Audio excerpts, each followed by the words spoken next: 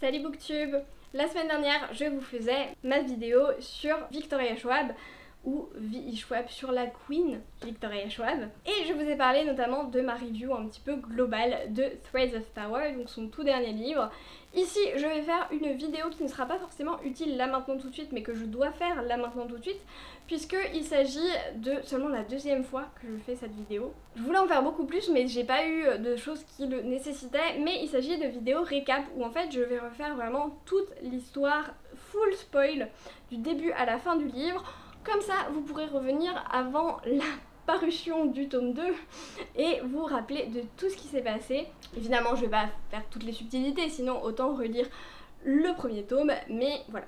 Le but, c'est de se rappeler avant la sortie du tome 2 de ce qui s'est passé.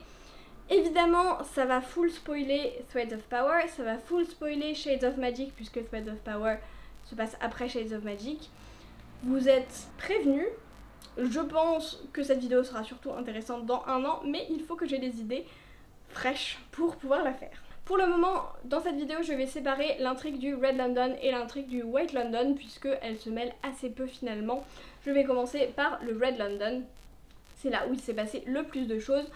Dans le Red London, on va suivre plusieurs personnages, donc la nouvelle protagoniste qui est Tess, ou Thessalie, qui est une jeune inventrice un petit peu de 15 ans qui peut manipuler les fils de magie, les Threads of Power, qui travaille dans un magasin de façon un petit peu anonyme sous la fausse supervision de Hatskin et qui répare des objets en tout genre en utilisant ses fils de magie qu'elle peut manipuler à sa guise. On l'a toujours mise en garde, notamment sa mère, de ne pas révéler qu'elle pouvait voir les fils de magie et les manipuler, puisque a priori c'est assez dangereux et c'est très rare puisque on ne connaît que Alucard qui est capable de le faire.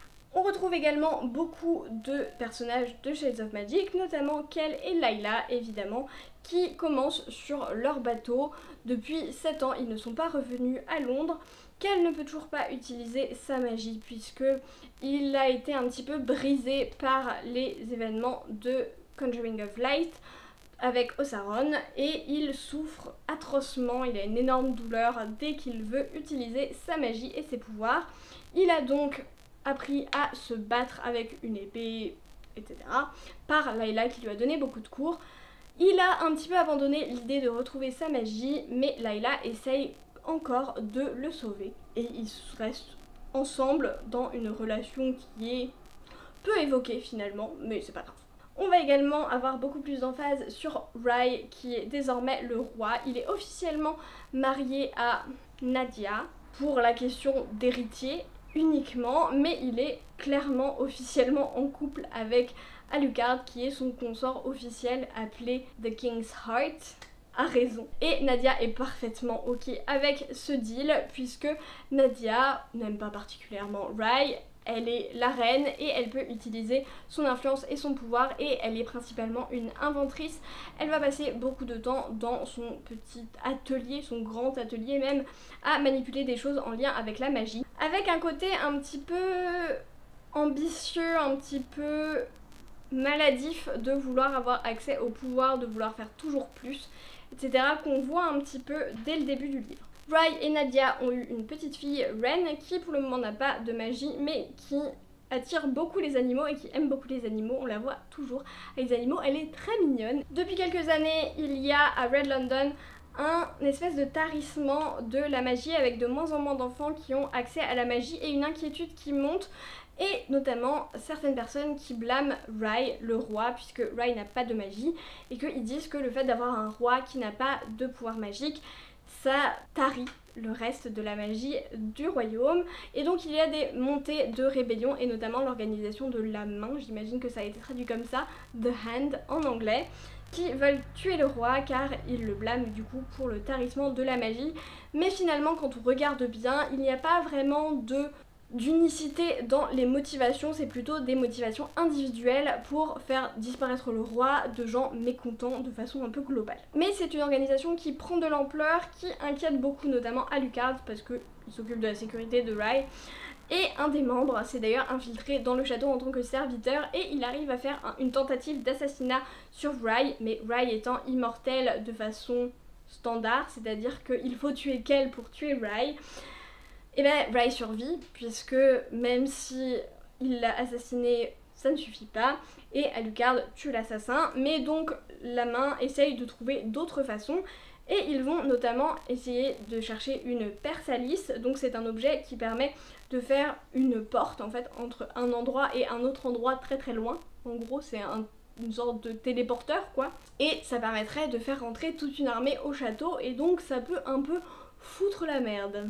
Ils engagent donc un trio de personnes lambda pour voler une persalis sur le bateau de Maris qu'on avait déjà vu dans Shades of Magic, dont je ne me souvenais absolument plus.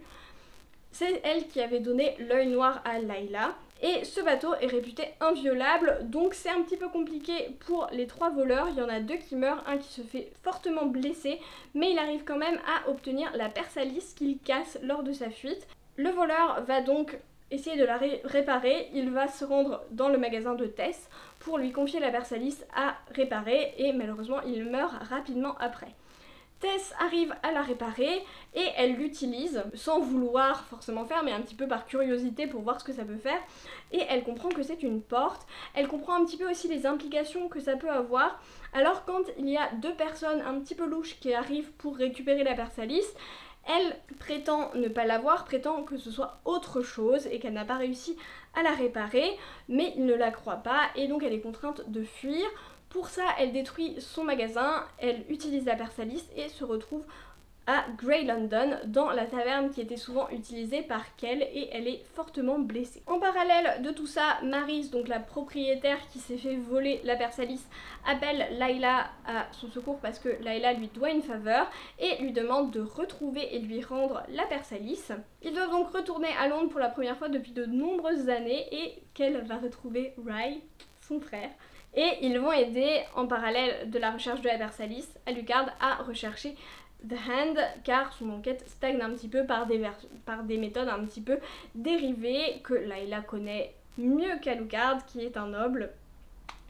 Et donc Layla se retrouve en possession d'une pièce qui est codée et qui signe une localisation d'un rendez-vous. Alucard comprend que c'est soit à la pleine lune, soit dans une nuit sans lune, et donc ils doivent un petit peu attendre pour se rendre au rendez-vous de la main. Plusieurs événements se passent qui font que Tess revient dans Red London, de nouveau poursuivi par les assassins qui donc voulaient récupérer la persalis. Ils se retrouvent par un concours de circonstances qui a peu d'importance finalement près de Layla et Kell qui vont la défendre, mais Tess détruit la persalis. Lors du combat, les assassins sont un peu mis de côté, mais Kell et Layla ne sont pas assez puissants pour les tuer tous les deux. Layla ramène Tess au palais, persuadée que Tess n'a pas pu détruire la vraie persalis, ce qui est le cas.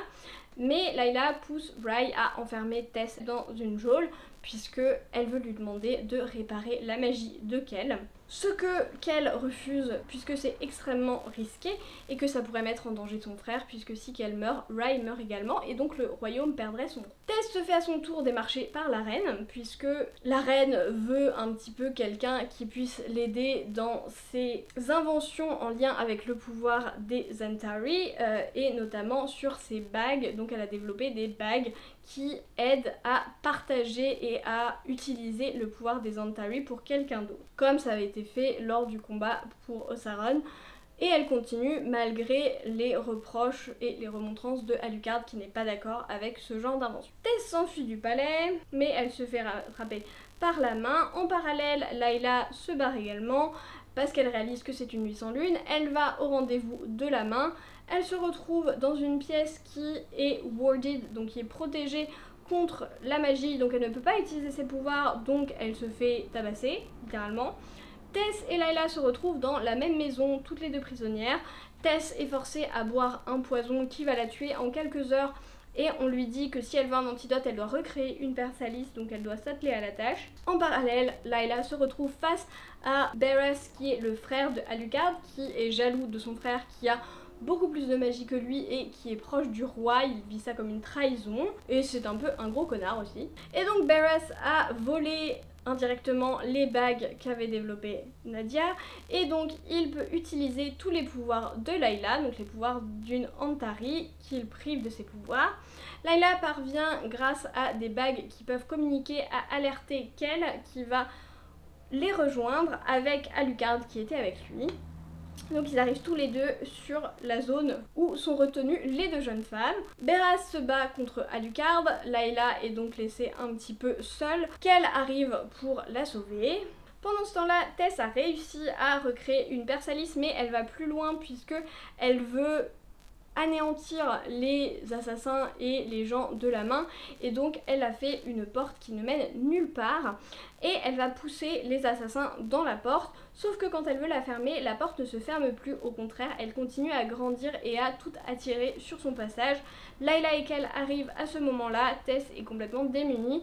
Layla ne parvient pas à fermer la porte toute seule et donc elle doit mettre la bague pour utiliser en plus les pouvoirs de Kel, et donc elle parvient à fermer la porte, sauf que le problème c'est que ça a détruit encore plus la magie de Kel qui est au sol en train de hurler d'agonie. Donc ils ont déjoué les plans de la main, Beras a été neutralisé également quand ils ont enlevé la bague, et à la fin on retrouve Rye et Layla au chevet de Kel qui est drogué car sinon il hurlait sans discontinuer car la souffrance ne passe pas.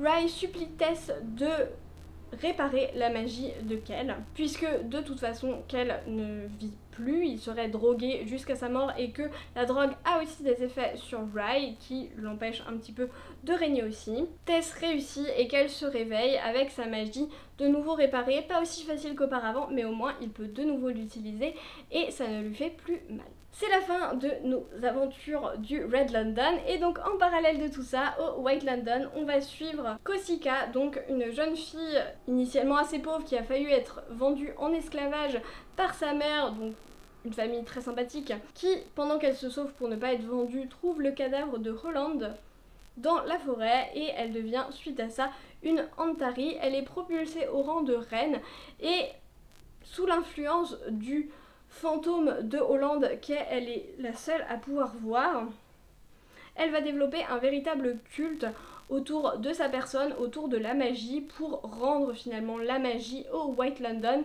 Et donc depuis des années on voit de plus en plus d'enfants qui vont avoir de la magie et de moins en moins ce côté corruption de la magie. Ce n'est pas clair comment cet événement affecte les autres Londres, mais il est indéniable qu'on le reverra plus tard. On ne sait pas non plus trop l'influence de Roland et si c'est vraiment le vrai Roland, quel est le lien avec Black London où il se retrouve plusieurs fois.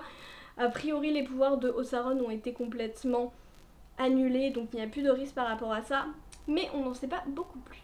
Voilà, j'espère que ça vous aura rappelé des souvenirs et que ça aura été intéressant pour vous. Je vous souhaite un très bon tome 2 de Threads of Power, j'espère qu'il sera encore mieux que le précédent. Et j'ai très hâte de voir comment tout ça va pouvoir s'imbriquer. N'hésitez pas à mettre un pouce si ça vous a rappelé des choses, si vous aviez comme moi tout oublié probablement. Et je vous retrouverai de toute façon très bientôt pour mon avis sur ce nouveau roman de cette autrice que j'aime beaucoup. Mais en attendant, on arrête tous de procrastiner, on va prendre un livre et moi je vous dis à la prochaine.